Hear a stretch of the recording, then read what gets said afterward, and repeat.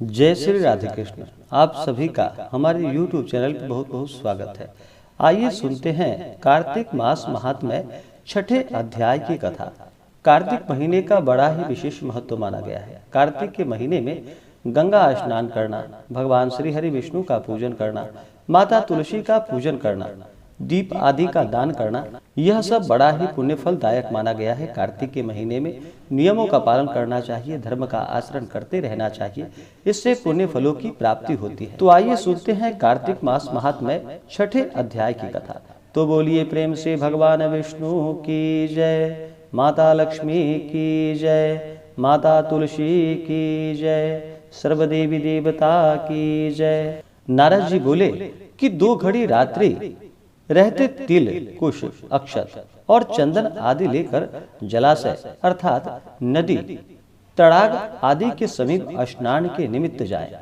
मनुष्य रचित और प्राकृतिक नदी में अथवा संगम में स्नान का कर्मशः 10 गुना फल है और तीर्थ में उससे 2 गुना फल कहा गया है।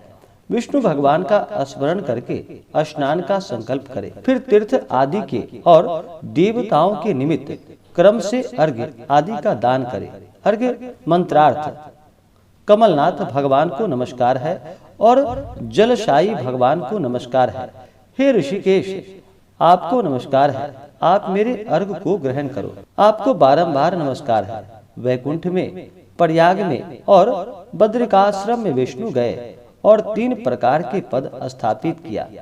इससे मुनि, वेद और यज्ञ इन सबों सहित जहाँ विष्णु के 3 प्रकार से स्थापित किया गया है, वहाँ देवता मेरी रक्षा करे। हे जनार्दन, हे देव देवेश, मैं तुम्हारी प्रसन्नता के लिए कार्तिक में विधि पूर्वक प्रातः काल स्नान करूंगा।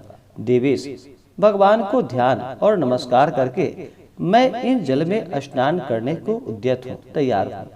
हे दामोदर, तुम्हारी कृपा से मेरा सभी पाप नष्ट हो। अर्घ्य मंत्र।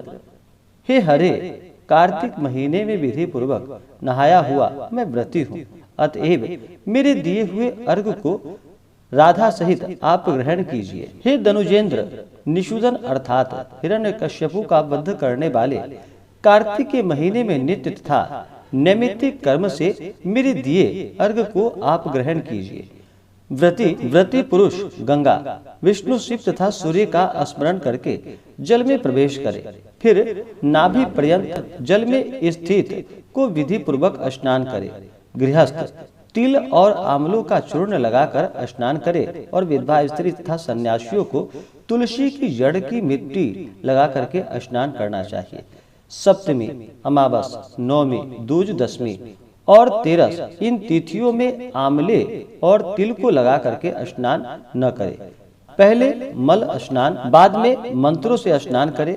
स्त्री और शूद्रों को वेदोक्त मंत्रों से स्नान नहीं करने को कहा है, वे पुराण के मंत्रों से स्नान करे। स्नान के मंत्र भक्तों को आनंद देने वाले, जो भगवान देवताओं के कार्य के निमित्त रूप धारण किए थे, सब पापों को नष्ट करने वाले, वे भगवान कृपा करके मुझे पवित्र करे।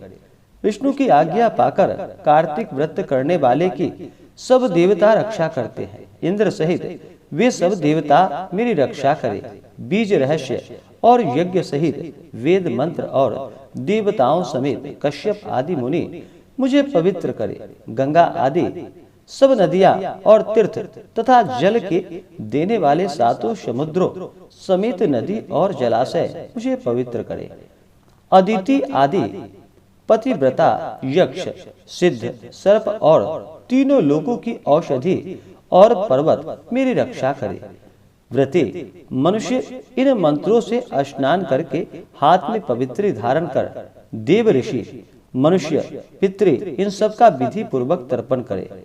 कार्तिक मास में पितरों के तर्पण में जितने तिल रहते हैं, उतने ही वर्ष तक पितर स्वर्गवास करते हैं। तदंतर व्रती मनुष्य जल से बाहर निकले और शुद्ध वस्त्र धारण कर प्रातः काल में कहे हुए कर्मों को समाप्त कर हरि का पूजन करे। तीर्थों और देवताओं का स्मरण कर भक्ति में तत्पर मनोहर चंदन फूलों से युक्त अर्घ्य दान करे। मंत्रार्थ व्रती और कार्तिक मास में विधि पूर्वक नहाया हुआ जो मैं हूँ, सो मेरे दिए हुए अर्घ को हे हरि राधा सहित आप ग्रहण करें। तदंतर चंदन, फूल तथा पानी से वेद पाठी ब्राह्मणों की भक्ति पूर्वक पूजा कर बारंबार नमस्कार करें। ब्राह्मणों के दाहिने चरण में तीर्थवास करते हैं और वेद उनके मुख में स्थित है और सब अंगों में देवता वास करते हैं। इस कारण उनकी पूजा करने से मैं पूजित होता हूँ। पृथ्वी में ब्राह्मण अव्यक्त विष्णु के स्वरूप है। इस कारण कल्याण चाहने वाला पुरुष उनका अपमान करने योग्य नहीं है और न विरोध ही करने योग्य है। हे तुलसी के देवताओं द्वारा पहले निर्मित की गई और मुनीश्वरों द्वारा पूजी गई है। हे हरि की प्यारी, तुम मेरे पापों को दूर करो। इसके बाद स्थिर मन से पुराण संबंधी हरि की कथा सुने। भक्ति युक्त व्रती मनुष्य फिर से उन ब्राह्मणों का पूजन करे। पहले कही हुई सब विधि को जो भक्तिमान मनुष्य भली भांति करता है, वह विष्णु की सालोक्यता को प्राप्त होता है। रोगों को दूर करने वाला और पापों के नाशक, उत्तम बुद्धि को देने वाले और पुत्र धन आदि के साधक तथा मुक्ति का कारण रूप ऐसा हरि को प्यारा जो कार्तिक का व्रत है, उसको छोड़कर और दूसरा उत्तम कोई व्रत नहीं। इस प्रकार से कार्तिक मास महात्म्य में छठे अध्याय की कथा पूर्ण हुई।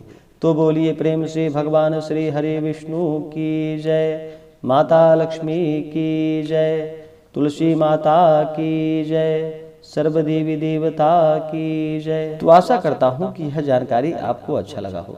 ऐसे ही अगर आप सब हमारे चैनल पे नए हैं, आप अगले अध्याय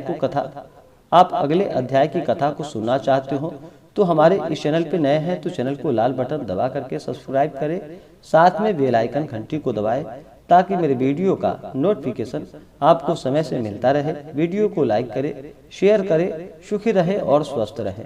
जय श्री राधे कृष्ण। धन्यवाद।